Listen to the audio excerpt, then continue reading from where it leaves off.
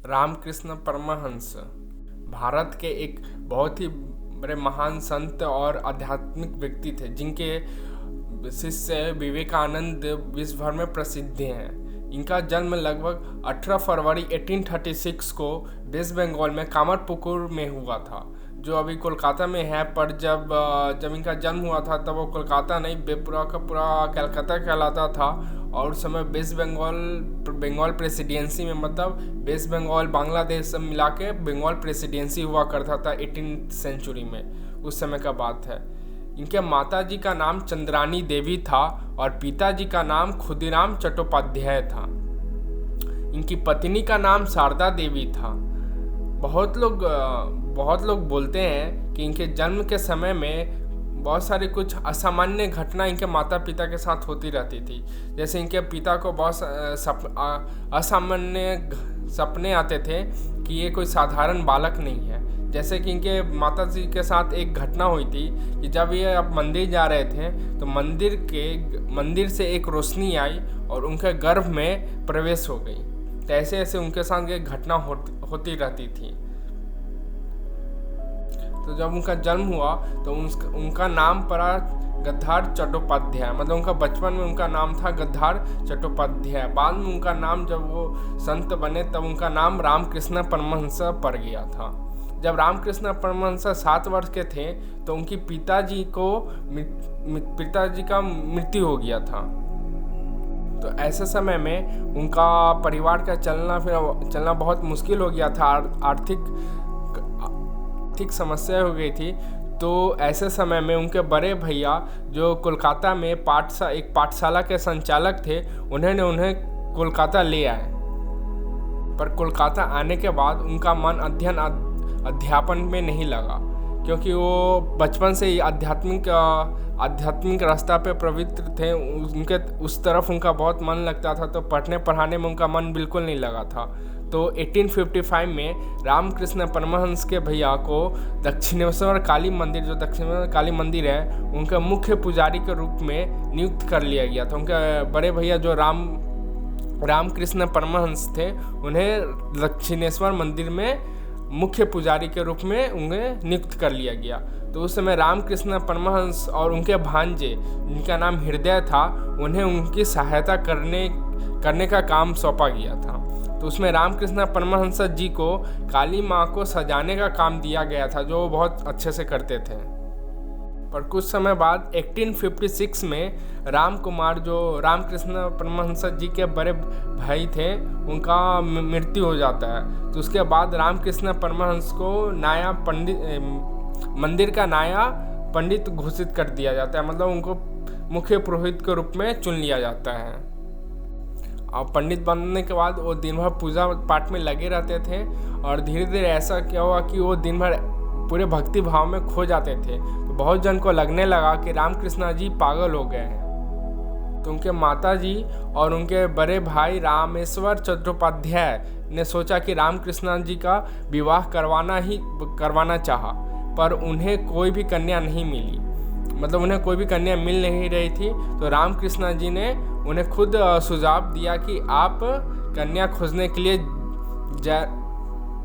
जयराम बाटी में जाइए, जो कामरपुकुर से बिल्कुल 5 किलोमीटर दूर उत्तर पूर्व के दिशा में है। आप वहाँ जयराम बाटी में जाइए, वहाँ पे आपको रामचंद्र मुखर्जी के घर में आपको कन्या मिल जाएगी। तो वहाँ पे वो लोग गए, उनके माता जी और उनके भाई गए और वहाँ पे कन्या मिल गई और उनके बाद उनका शादी हुआ। तो 1859 में 5 वर्ष की शारदा देवी और 23 वर्ष के रामकृष्ण परमहंस जी का विवाह हुआ था। तो विवाह के बाद क्या हुआ कि विवाह के बाद शारदा देवी अपने मायके में ही रहते। उस समय ऐसा होता था कि अगर बहुत कम उम्र में शादी हो जाता था तो जो कन्या रहती थी वो अपने मायके में ही रहती थी, और एक बालिक होने के बाद वो अपने पति के घर वापस आ जाती थी। तो ऐसा ही हुआ कि विवाह के बाद शारदा देवी अपने मायके में रहने चली गई। पर जब वो 18 वर्ष की हुई तो वो वापस रामकृष्ण परमहंस जी के पास दक्षिणेश्वर मंदिर में वापस आ गई। पर कुछ समय के बाद हुआ कि उनके बड़े भैया का मृत्यु हो गया। तो इससे उन्हें बहुत ही दुख पहुंचा और इस कारण से उनका वैराग्य भाव और भी बढ़ गया। पहले से वो तो वैराग्य के तरफ प्रवृत्त थे, उस तरफ उनका मन लगता था, दिन भर पूजा पाठ में मन लगता था। अब उनके भैया के मृत्यु के बाद वो और प्रबल हो गया। अब वो अपना ज़्यादा से ज़्यादा समय ध्यान करने में लगाने लगे थे। अब हम बात करेंगे उनके गुरु रामकृष्ण परमहंस के गुरु के बारे में बात करेंगे, जिनका नाम था तोतापुरी। तो 1865 में हुआ क्या कि 1865 में जगन्नाथपुरी और गंगा सागर का यात्रा करते हुए तोतापुरी गंगा किनारे चलते चलते आ रहे थे, तो उन्हें दक्षिणेश्वर मंदिर पहुंच गए। तब वहां पहुंच के वहां पे रामकृष्ण परमहंस जी से वो मिले। तो रामकृष्ण परमहंस ने अपनी सारी दुख बताई कि वो ठीक से ध्यान नहीं कर पाते थे, मतलब रामकृष्ण परमहंस जी ठीक से ध्यान नहीं कर पाते थे। तब बाबा तोतापुरी ने गदाधर, जो उनका रामकृष्ण परमहंस से पहले उनका नाम गदाधर था, मतलब उनका असली नाम गदाधर चट्टोपाध्याय ही है।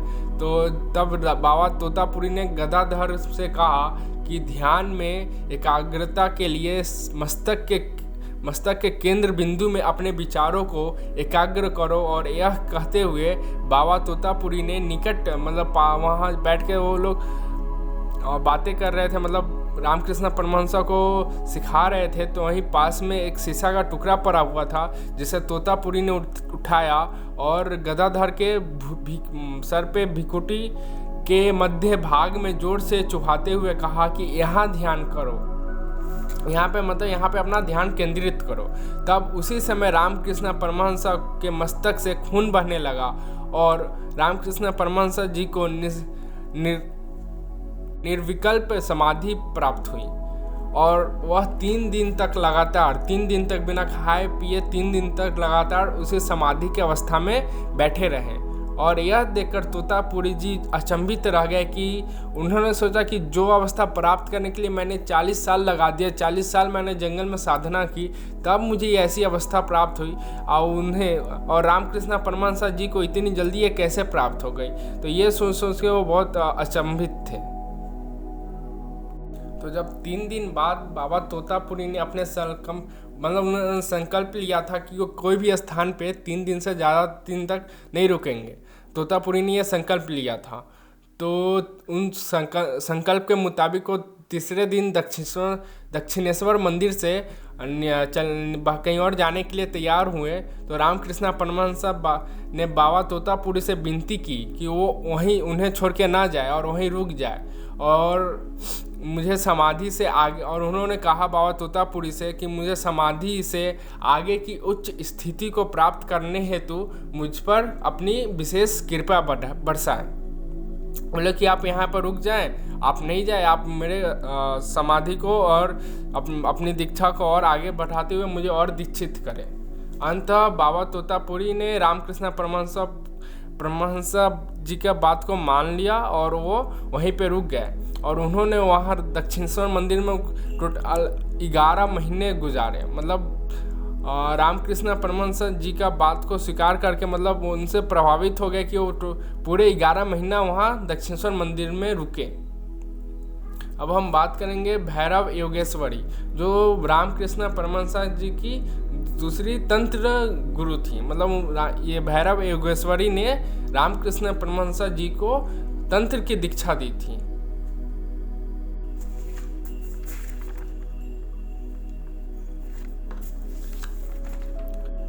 पूछा कि आपको मेरा स्थान के बारे में कैसे पता चला, मतलब आपको मुझे मेरे बारे में आपको पता कैसे चला। तब योगेश्वरी ने बोला कि मुझे एक दम्मा ने बताया आपके बारे में। स्वामी विवेकानंद, जो रामकृष्ण परमहंस जी के एक बहुत बड़े शिष्य थे, मतलब अनेक शिष्यों में से वो भी एक शिष्य थे, पर वो बहुत ही फेमस थे। लगभग हर एक व्यक्ति आज के समय पे उन्हें जानता ही है या उनका नाम सुना ही होगा। तो स्वामी विवेकानंद और रामकृष्ण परमहंस जी पहली बार अपने एक मित्र के घर में एक दूसरे से पहली मुलाकात की थी। मतलब पहली बार वो एक मित्र के घर में आपस में मिले थे। तब से ही विवेकानंद और रामकृष्ण परमहंस जी एक दूसरे से इतने प्रभावित हुए कि स्वामी विवेकानंद ने रामकृष्ण परमहंस जी को अपना गुरु मान लिया था। एक बार हुआ क्या था, मैं एक स्टोरी बताता हूँ कि एक बार हुआ था कि जब स्वामी विवेकानंद जी के आर्थिक स्थिति उतनी अच्छी नहीं थी, उनके पिताजी का देहांत हो गया था, तो उनका आर्थिक स्थिति बहुत ख़राब हो गई थी। तो उन्होंने रामकृष्ण परमहंस जी को आके बोला था कि आप मेरी काली माता से कुछ सिफारिश क्यों नहीं कर देते।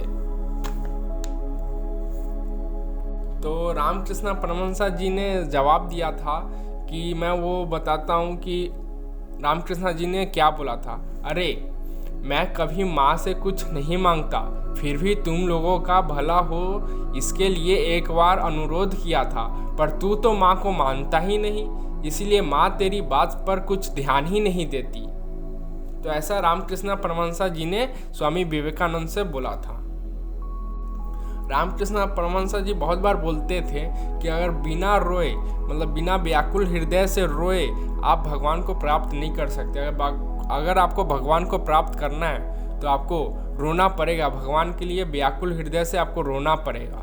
तो 16 अगस्त 1886 को कोसीपुर बंगाल में रामकृष्ण परमहंस जी अपना शरीर त्याग दिया था। मतलब 16 अगस्त 1886 को उनका डेथ हो गया था कोसीपुर में। उनका समाधि भी है कोसीपुर में वहाँ पे। अंतिम समय में उन्हें गले में, उनका मतलब देहांत इसलिए हुआ था क्योंकि अंतिम समय में उन्हें गले में कैंसर हो गया था। पर डॉक्टर ने जब उन्हें चेक किया तो डॉक्टर ने बोला था कि आप समाधि में ना जाए और किसी से बात ना करें। पर वो डॉक्टर की बात ना माने और वो ऐसा करना जारी रखे। मतलब समाधि में जाते थे, अपने शिष्य से बात करते थे, मतलब अपनी माता को पुकारते रहते थे, मतलब काली माता को व्याकुल हृदय से मतलब पुकारते रहते थे। तो रामकृष्ण परमहंस जी पे कुछ बुक लिखा गया था, मैं उनका नाम बोलता हूँ। जैसे सेइंग ऑफ रामकृष्ण, हिंदी में उसका अनुवाद है अमृतवाणी से, वो बुक है जिसका नाम अमृतवाणी, और इंग्लिश में वो बुक का नाम है सेइंग ऑफ रामकृष्ण। और दूसरी बुक इंग्लिश में है जो है God lived with them, life stories of 16 monastics disciple of Shri Ramakrishna. ये 2 बुक है जो मुझे अच्छी लगी है। मैं आशा करता हूँ कि आपको मेरी ये बायोग्राफी अच्छी लगी होगी, मतलब मेरे आवाज़ में आपको ये बायोग्राफी अच्छी लगी होगी।